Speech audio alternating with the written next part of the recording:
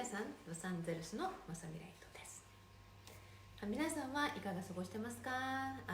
そうですね、ロサンゼルス、アメリカの方とか、世界いろんなところでもですけども、外出禁止令っていうねところで、ロサンゼルスももう 2,3 週間経ったのかなっていうところで、結構たくさんの皆さんが大丈夫ですかってね、いつもそういった気遣いのメールとお便りをありがとうございます。そうですね、楽しく過ごせる状況っていうものはとてもありがたい環境なんだな、でありがたい状況なんだなっていうふうに思います。ところでそんな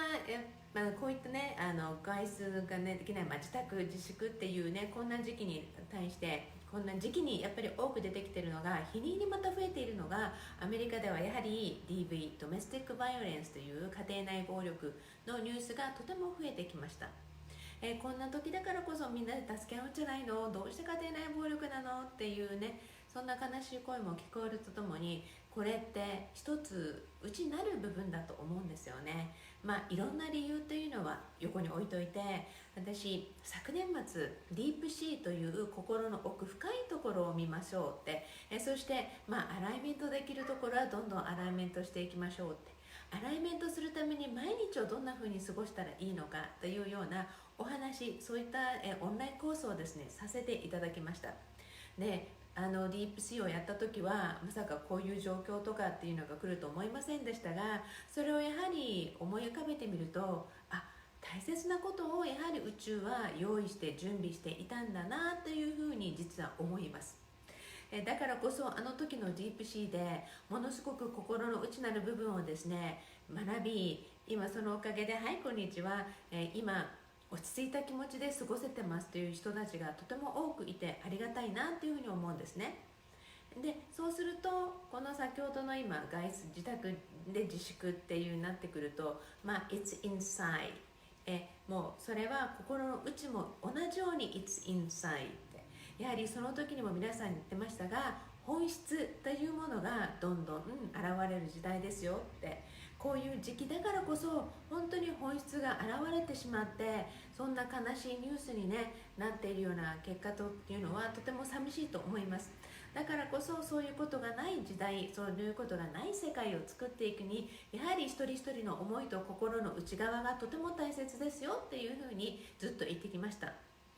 そうするとなんとこのタイミングでまさか3月20日の宇宙元旦にまさか私がライトユニバーサルジャーナルを発売することになるというのも、本当にプランニングではですね全く半年前までにはなかったことです。でもディープシー、そしてディープシーから3ヶ月経つ頃にはこんな風にライトユニバーサルジャーナルの発売、そして今もう続々と到着した皆さん、そして注文してくださって待ってる皆さんもありがとうございます。そんな皆さん一人一人が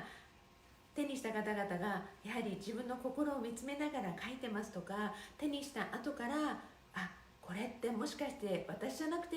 自分の家族のこの人にとかこの人にって譲るケースっていうのも実は出てきていて、手にした途端に自分の心の奥深くで気にしていることとか気にしている人とか、そういったのが思い浮かんだりとか、いろんな実は行動というものが皆さんの中に実は見えていて、いやすごいな宇宙っていうふうに思いました。そうするとディープシーから3ヶ月経って、そして今皆さんの手元に4月を超えた、時点でディープシーは12月の最後で、3ヶ月終わりましたので、3ヶ月経って4月の初めから4月の1日に到着した方々もいて、そういうところからやはり今度も心の内なる部分を見つめるっていうそのプロセスというものはやはり大切なものを見せてくれているんだなというふうに思います。そうするといろんな人たちのリクエストっていうのが宇宙のヒントを得てきてるんだなっていうぐらい、次のオンラインの部分とかいろんなやはりメッセージとかが来ている分、なんか全てが沿って宇宙の流れに、そして皆さんをサポートするために宇宙からすると一連の流れなんだなっていうふうに見ています。そこで皆さん、